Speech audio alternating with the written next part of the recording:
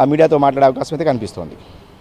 Yes Numan, ఒక నిమిషం మళ్ళీ మీతో మాట్లాడతా. ప్రస్తుతం హరీష్ రావు నివాసం దగ్గర సందడిగా ఉంది. ఆయన బయటికి వస్తున్నారు హరీష్ రావు. సో మరి అక్కడ మాట్లాడతారా, లేకపోతే అక్కడి నుంచి భవన్కి వచ్చిన తర్వాత కేటీఆర్తో కలిసి సంయుక్తంగా మీడియాతో మాట్లాడతారో చూద్దాం. ప్రస్తుతానికి అక్కడ బీఆర్ఎస్ ముఖ్య నాయకులు హరీష్ రావు ఇంటి దగ్గరికి చాలామంది చేరుకున్నారు. సో ఏ తప్పు చేయలేదు, ఇదొక పొలిటికల్గా మా మీద కక్షపూరితమైన కుట్రలో భాగంగానే ఇదంతా చేస్తున్నారు అని చెప్పి బీఆర్ఎస్ నాయకుల ఆరోపణలు. అలాగే ఈ కేసులకు సంబంధించి కూడా ఇందాక సామ కూడా క్లారిటీ ఇచ్చారు. ఇవి రెండు వేరు వేరు కేసులు. గతంలో మొదట కంప్లైంట్ చేసింది స్పెషల్ ఇంటెలిజెన్స్ బ్యూరో అదనపు ఎస్పీ, అది జరుగుతున్న కేసు. తర్వాత హైకోర్టు కొట్టేస్తే దాని మీద సుప్రీంకోర్టుకి వెళ్ళింది చక్రధర్ గౌడ్ అనే ఆయన చేసిన వ్యక్తిగత కేసు, అది ఆయన వ్యాపారవేత్త, ఆయన కేసులో. సో దాన్ని బీఆర్ఎస్ నాయకులు సుప్రీంకోర్టు ఇచ్చినా కూడా కేటీఆర్ మన విజువల్స్లో కేటీఆర్ కనిపిస్తున్నారు, కేటీఆర్ కూడా అక్కడ వచ్చారు. సో కేటీఆర్ కూడా హరీష్ రావు నివాసానికి చేరుకున్నారు. బహుశా ఇప్పుడు ఇద్దరు కలిపి అక్కడే మీడియాతో మాట్లాడి తెలంగాణ భవన్కి బయలుదేరతారా? ఇప్పటికీ అక్కడ భవన్లో ఆల్రెడీ అక్కడికి కూడా చేరుకున్నారు కార్యకర్తలు, నాయకులు. సో ఇప్పుడు మనకి నరేష్ అందించిన సమాచారం ప్రకారం కొంత దీని మీద ఒక డిసెంట్కి సంబంధించి ఆందోళనలు కూడా చేయడానికి సిద్ధం అవుతున్నారు, నిరసన కార్యక్రమాలు బీఆర్ఎస్ నాయకులు అని చెప్పి కూడా తెలుస్తోంది.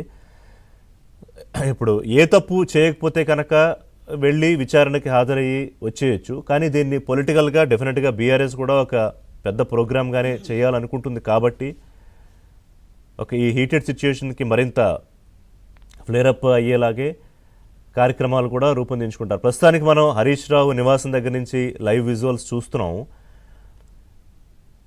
నుమాన్, ఒకసారి నుమాన్ కనెక్ట్ చేయండి. నుమాన్, ఇప్పుడే కేటీఆర్ చేరుకున్నారు కదా, లోపలికి వెళ్ళారు. ఇప్పటికే ఆల్రెడీ న్యాయవాదులు కూడా లోపలే ఉన్నారా? దాదాపు న్యాయవాదులతో గంటన్నరగా చర్చిస్తున్నారు హరీష్ రావు. సో సిట్ విచారణలో ఏ విధంగా వెళ్ళాలి ఏంటనే దాని మీద కూడా న్యాయవాదులతో హరీష్ రావు చర్చిస్తున్నారు. ప్రస్తుతం బీఆర్ఎస్ వర్కింగ్ ప్రెసిడెంట్ మాజీ మంత్రి కేటీఆర్ కూడా చేరుకున్నారు. అలాగే ఎమ్మెల్యేలు, ఎమ్మెల్సీలు అందరూ కూడా చేరుకున్నారు. వాస్తవానికి ఇక్కడ నుంచి నేరుగా ఆయన తెలంగాణ భవన్ కి వెళ్తారనుకున్నారు. బట్ ఇక్కడే ఆయన కాసేపు ఉండేటటువంటి అవకాశం ఉంది. ఎందుకంటే సుదీర్ఘంగా తన లీగల్ టీమ్ తో చర్చలు చేస్తున్నారు.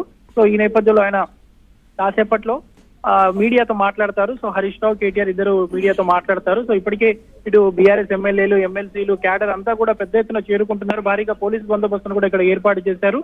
సో ఇక్కడ నుంచి ఆయన మీడియాతో మాట్లాడిన తర్వాత బీఆర్ఎస్ తెలంగాణ భవన్ కి వెళ్ళేటటువంటి అవకాశం ఉంది. సో కేటీఆర్, హరీష్ రావు ఇద్దరు కలిసి సో అక్కడ మరికొంతమంది నేతలు ఉన్నారు కాబట్టి వారందరితో మాట్లాడి అక్కడ నుంచి 11 గంటలకు జూబ్లీ సిట్ కార్యాలయానికి వెళ్ళేటటువంటి అవకాశం అయితే మనకు కనిపిస్తుంది. సో సిట్ అధికారులు అడిగేటటువంటి ప్రశ్నలకు ఏ విధంగా సమాధానం ఇవ్వాలి ఏంటి అనే దాని మీద ప్రస్తుతం తన లీగల్ టీమ్ తో దాదాపు గంటన్నరకు పైగా సుదీర్ఘంగా చర్చలు జరుపుతున్నారు మాజీ మంత్రి హరీష్ రావు. సో హరీష్ రావు ఇంటికి నేరుగా ఇప్పటికే ఇటు కేటీఆర్ చేరుకున్నారు. సో ఇద్దరు కూడా మీడియాతో అయితే మాట్లాడేటటువంటి అవకాశం ఉంది. సో సిట్ విచారణలో అధికారులు అడిగేటటువంటి ప్రశ్నలు ఏ విధంగా వెళ్ళాలి ఏంటి, ముఖ్యంగా ఇటు ఫోన్ ట్యాపింగ్ కేసులో వస్తున్నటువంటి ఆరోపణల మీద, వస్తున్నటువంటి వాటి మీద ఏ విధంగా స్పందించాలి ఏంటనే దాని మీద ప్రస్తుతం అయితే